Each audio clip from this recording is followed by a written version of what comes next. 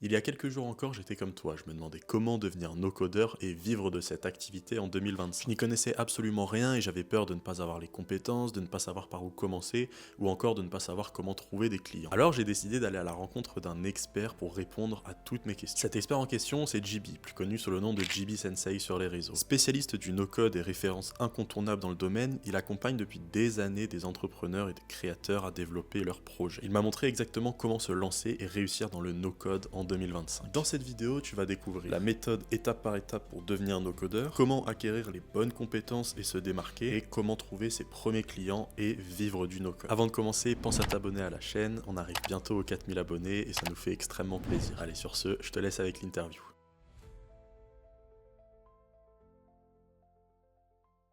Hello JB, merci beaucoup d'avoir accepté notre invitation.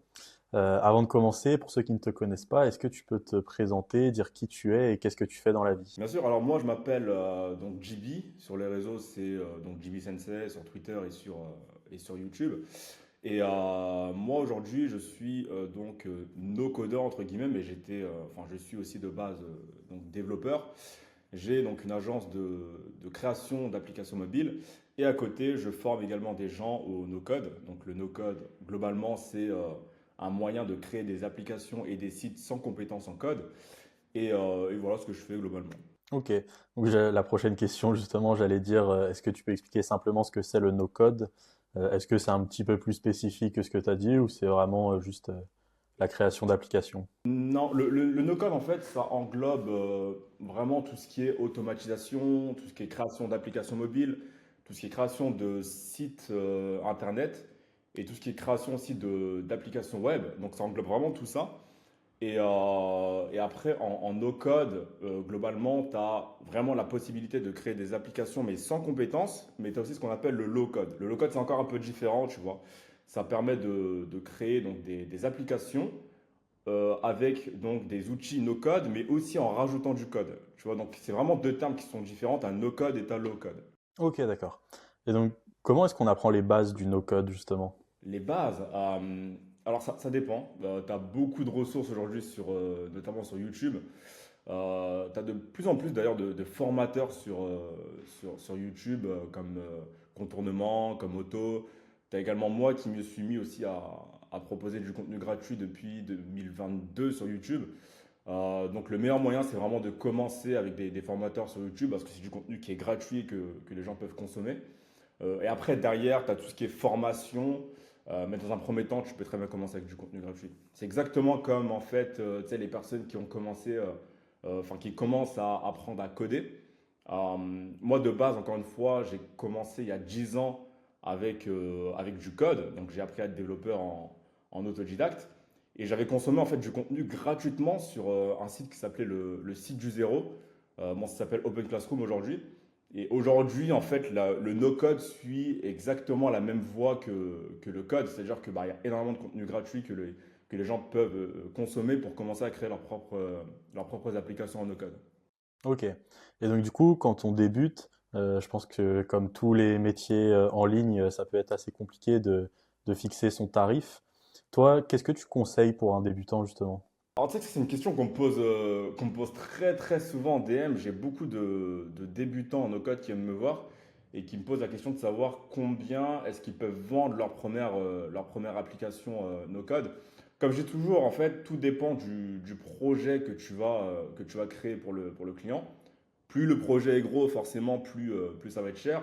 Mais en général, quand tu débutes, l'objectif, c'est de créer un MVP. C'est-à-dire que le client, il va arriver avec son cahier des charges. T'as pas forcément les compétences au début pour créer des gros projets. Donc forcément, il va falloir que tu négocies avec le client en lui disant, bah écoute, euh, le mieux c'est qu'on retravaille un peu le cahier des charges pour développer telle fonctionnalité. Parce que dans tous les cas, quand tu intègres un marché, quand tu lances une première application, c'est toujours mieux d'avoir voilà, deux, trois fonctionnalités grand max.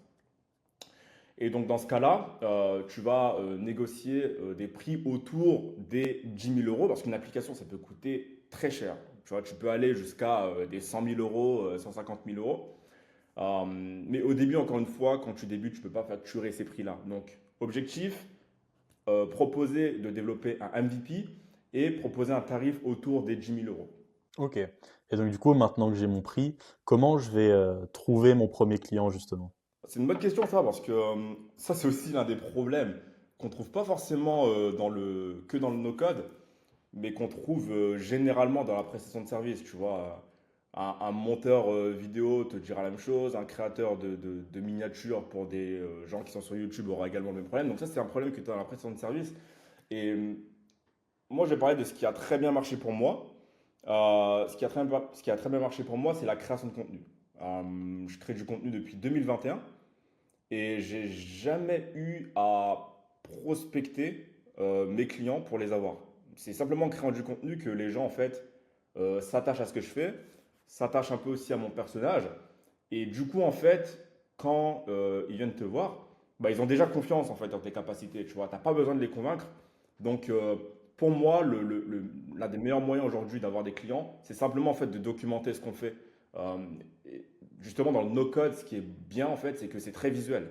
Donc tu peux très bien commencer avec des petits projets personnels et les documenter en fait sur tes réseaux sociaux, que ce soit sur LinkedIn ou que ce soit sur Twitter, de montrer ce que tu fais.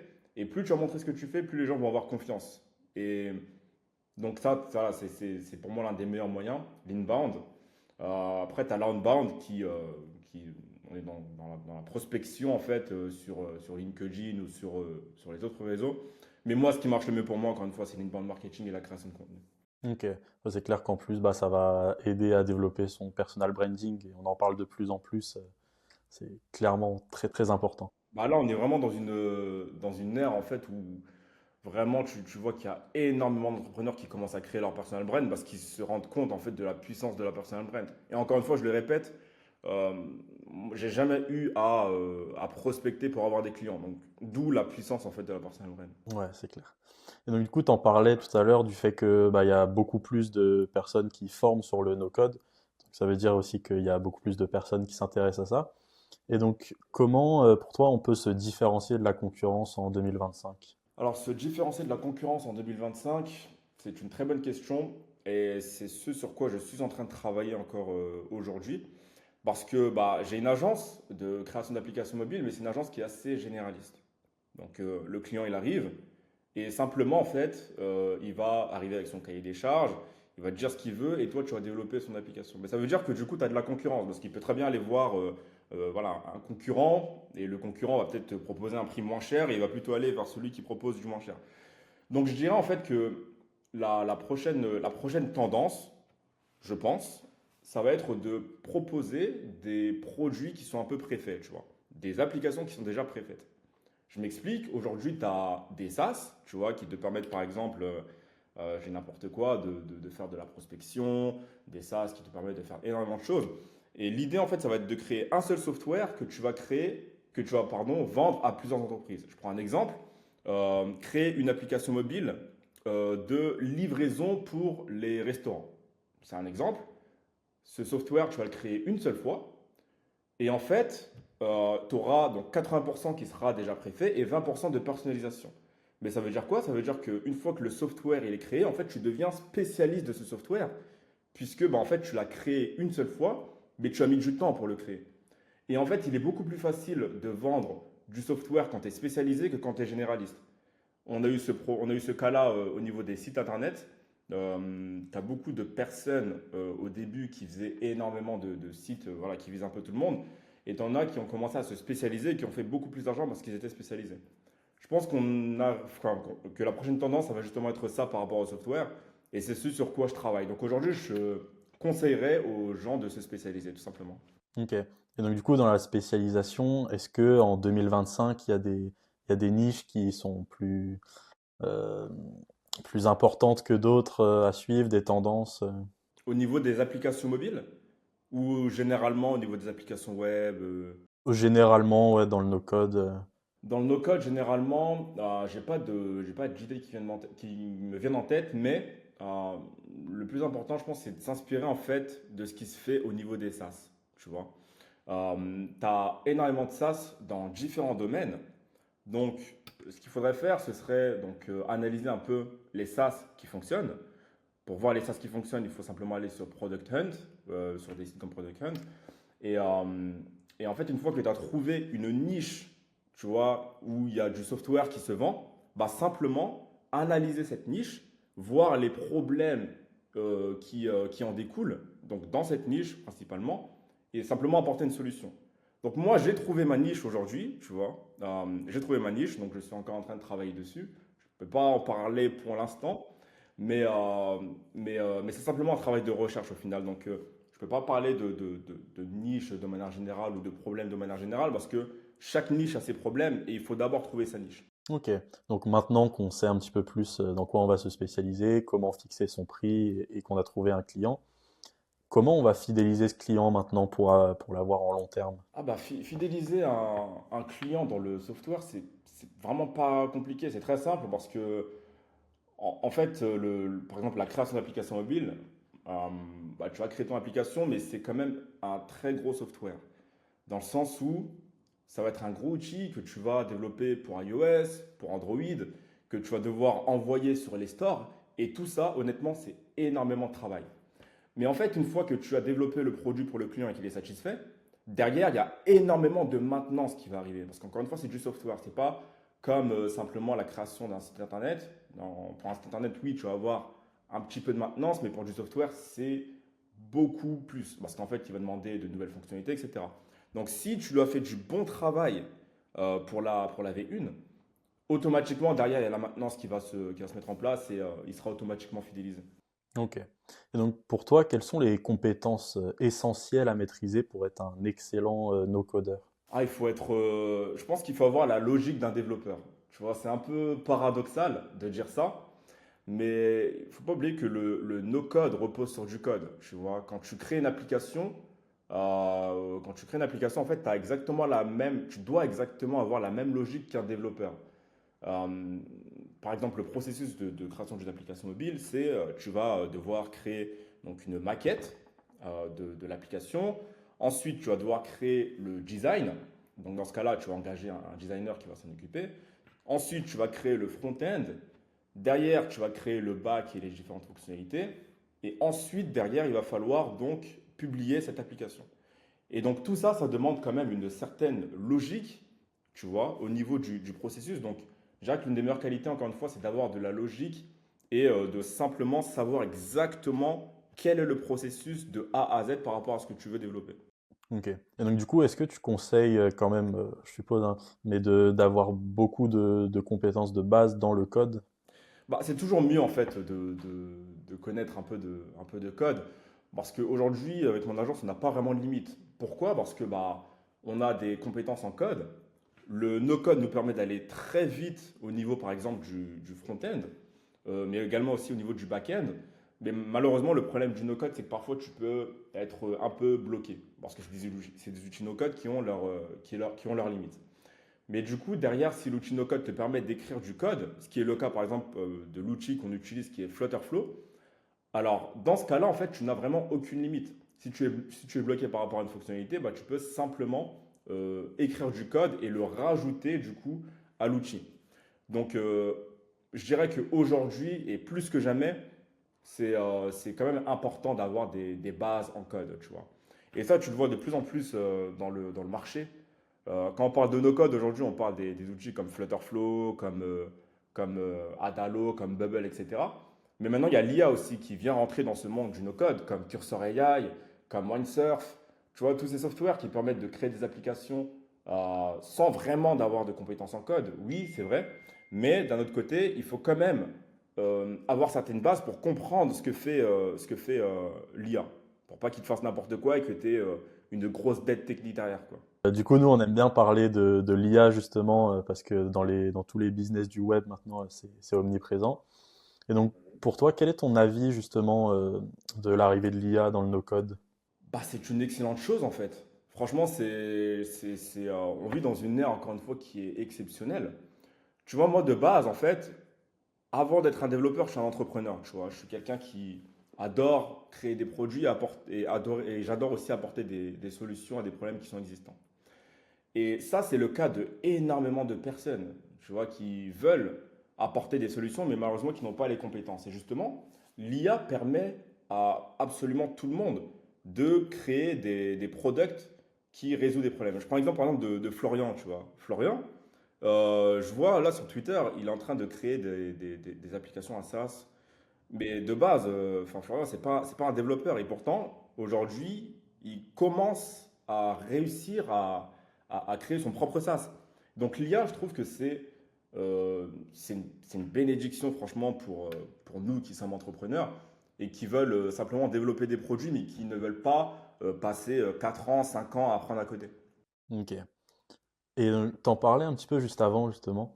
Pour toi, quels sont les top outils à utiliser dans le no-code? Dans le no-code. Alors, dans le no-code, ça dépend si tu parles de no-code pur ou si tu parles d'IA, tu vois. Parce que vraiment, aujourd'hui, c'est deux pôles qui sont différents. Mais si on parle de no-code, aujourd'hui, pour moi, il y a Flutterflow. Flutterflow, parce qu'encore une fois, Flutterflow te permet de créer des applications mobiles, mais également de rajouter du code. Donc, tu n'es pas limité. Donc, pour moi, Flutterflow, meilleur outil no-code pour créer des applications mobiles. Et tu as également Bubble, pour moi qui est aujourd'hui le meilleur outil no-code, pour créer des applications web. Donc ça c'est les deux pôles, application mobile, application web. Ensuite on a tout ce qui est landing page, donc site simple si tu veux, donc un site pour présenter ton activité. Je dirais Webflow. Webflow et Framer, c'est vraiment les deux meilleurs outils no-code. Et si on parle d'IA aujourd'hui, bah, simplement Windsurf et Cursor AI. Ok. Et à quoi ressemble la journée type d'un no-codeur? Ah, il y a pas vraiment de journée type en fait. Ça dépend des projets sur lesquels tu travailles. Ça dépend de ton niveau d'avancement par rapport à tes projets. Moi aujourd'hui, Dieu merci, j'ai ma petite équipe, donc je suis assez détaché en fait de l'opérationnel. Mais globalement, en fait, c'est exactement comme un développeur. Tu vas avoir la tête dans le projet et toute la journée, en fait, tu vas développer le produit. Donc il n'y a pas vraiment de journée type, c'est simplement rentrer le nez dans le code ou dans le no-code pour ce cas-là et développer le produit du client. Ok. Et donc, combien de temps ça va me prendre pour passer de zéro compétence à pouvoir vivre de cette activité? Ah, ça dépend vraiment des cas en fait. Tu vois, j'ai eu plusieurs cas de figure parmi les personnes que j'ai formées. T'en as qui ont pu monétiser au bout de un mois, mais ces personnes-là en fait avaient déjà un réseau en fait. Elles avaient déjà un réseau, donc forcément elles se sont appuyées sur ce réseau pour créer, enfin pour justement signer des clients et puis vendre assez rapidement. Parce qu'au final, tu vois, pour une application mobile, Flutterflow, ça va te demander quand même un peu de temps pour utiliser l'outil. Ça va te demander un peu de temps pour vraiment l'appréhender. Alors qu'un outil comme Adalo, qui est aussi un outil pour créer des applications mobiles, honnêtement, une semaine, 2 semaines, tu peux avoir la capacité de créer des MVP. Donc tout dépend de l'outil, mais j'ai aussi le cas de figure, par exemple, d'un élève à moi qui a mis environ 6 mois pour signer ses premiers clients et qui aujourd'hui, après 2 ans de travail intensif, signe des deals à 40 000 euros en no-code. Donc tout dépend en fait de où est-ce que la personne débute, d'où est-ce que le no-codeur débute. Euh, mais en moyenne, c'est entre 6 mois et un an pour vraiment commencer à en vivre. Ok. Et donc, du coup, tu disais, et je pense que tu en as vu pas mal depuis que tu es formateur, quelles sont les erreurs fréquentes que tu vois chez les débutants et qu'il faut éviter? Ah, les erreurs que les gens vont faire en général, que les débutants vont faire, c'est que malheureusement, ils vont pas essayer de chercher en fait. Parce que le no-code, comme dans le code, tu vas avoir des problèmes. Tu vas rencontrer des problèmes, il faudra trouver les solutions. Dans le code, ça c'est extrêmement présent, mais aussi dans le no-code. Et du coup, il faut quand même une certaine indépendance pour ne pas à chaque fois demander, tu vois, des solutions, mais savoir où chercher l'information, tu vois. Donc ça, c'est aussi une compétence qui est clé, savoir où chercher l'information.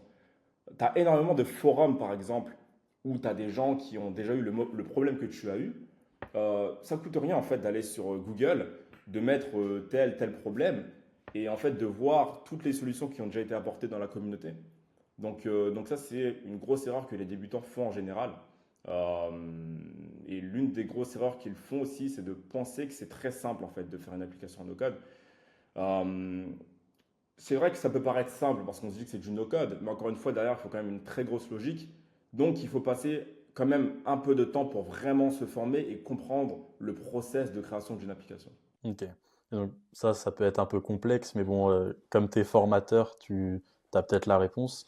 Quel est le profil type de quelqu'un qui va réussir dans ce domaine? Le profil type d'une personne qui va réussir dans ce domaine, en général, les personnes qui ont déjà des bases en code ont énormément de facilité en fait pour se mettre au no-code. Moi, quand j'ai commencé, par exemple, ça m'a mis une semaine pour vraiment, tu vois, savoir utiliser le premier outil que j'ai utilisé. Donc, en général, vraiment, le profil qui va vraiment réussir et qui va vraiment aller très très vite, c'est le profil qui a certaines compétences en code. Ok. Donc, quel conseil tu donnerais à quelqu'un qui hésite à se lancer dans le code et qui nous écoute aujourd'hui? Hésite à se lancer dans le no-code. Dans le no-code, ouais, pardon. Euh, Bah, honnêtement, moi je peux dire que le no-code ça a changé ma vie en fait, tout simplement. Parce que, encore une fois, de base, je suis un entrepreneur avant d'être un développeur. Et en fait, avoir une ligne dans le code toute la journée, c'est pas vraiment ce qui me fait kiffer le plus. Tu vois. Encore une fois, ce qui me fait kiffer le plus, c'est vraiment de pouvoir résoudre des problèmes. Et c'est le cas de énormément d'entrepreneurs. Et le no-code, ça permet justement d'arriver à ce résultat beaucoup plus rapidement qu'avec du code. Parce que apprendre à coder, c'est extrêmement long. Ça peut prendre minimum 2 ans pour vraiment réussir à créer des produits qui sont assez viables. Euh, et le no-code te permet quand même d'intégrer le marché beaucoup plus rapidement. Donc encore une fois, c'est une question de rapidité. Plus tu vas être rapide sur le marché et plus tu vas pouvoir simplement monétiser tes compétences ou monétiser ton application. Et Dieu sait à quel point aujourd'hui la vitesse, c'est extrêmement important. Quand on voit notamment, tu vois, toutes les mises à jour qui sont faites par rapport aux IA, toutes les IA qui sortent semaine après semaine, la rapidité, elle est plus importante que jamais en fait. Ok. Est-ce qu'il y a une question que je t'ai pas posée ou un point que tu aimerais aborder? Un point que j'aimerais aborder, plus au niveau de l'entrepreneuriat. Euh, il y a de plus en plus d'entrepreneurs qui se lancent aujourd'hui sur le marché. Euh, Bien entendu, l'entrepreneuriat, c'est pas simple. Le business, c'est pas simple. Euh, la majorité des gens rencontrent énormément d'échecs. Donc forcément, ça va demander de beaucoup de résilience. Et il faut savoir en fait c'est un message que j'adresse aux débutants, il faut savoir que vous n'êtes pas seul en fait dans votre situation. Euh, vous avez des échecs, oui, c'est vrai, mais encore une fois, plus vous allez être résilient et plus vous allez vous donner les chances en fait de réussir. Autre chose, on vit dans un monde aussi où il y a énormément de dopamine. Tu sais, on a un peu la génération TikTok où on veut tout hyper rapidement. Et malheureusement, le business a ses propres règles. Tu ne peux pas simplement arriver dans le business et réussir rapidement. Ça demande du temps. Donc encore une fois, prenez votre temps pour vraiment construire quelque chose et surtout, restez focus minimum 6 mois sur une niche, en fait, sur une compétence. Parce que je vois encore beaucoup trop de débutants, malheureusement, tu vois, qui vont commencer avec du montage vidéo, ensuite vont se mettre dans le no-code, ensuite vont essayer je sais pas, se mettre dans la crypto-monnaie. Maintenant, restez simplement focus sur un seul business, minimum 6 mois, pour vraiment voir si ça vous plaît et pour commencer à vraiment mettre quelque chose de solide en place. Parfait. Et donc, avant de finir, est-ce que tu peux nous dire où est-ce qu'on peut te retrouver? Ouais, vous pouvez me retrouver sur Twitter. Je suis très actif sur Twitter. Donc hashtag GB-Sensei. Et également sur YouTube. Donc c'est exactement le même pseudo. Ouais, donc principalement présent sur Twitter et sur YouTube. Ok, nickel. Bon, on mettra les liens dans la description. Merci beaucoup en tout cas pour ton temps, c'était un plaisir. Ah, avec grand plaisir. Merci à toi pour l'invitation. Je te souhaite bon courage pour la suite. Merci, toi aussi. Salut. Si cette vidéo t'a plu et que tu veux en apprendre plus sur le no-code, JB propose une formation. Tu pourras retrouver le lien dans la description. Et avant de partir, n'oublie pas de t'abonner à la chaîne pour ne pas louper les prochaines vidéos. Et également, n'hésite pas à nous dire en commentaire quel expert tu aimerais qu'on interviewe la prochaine fois.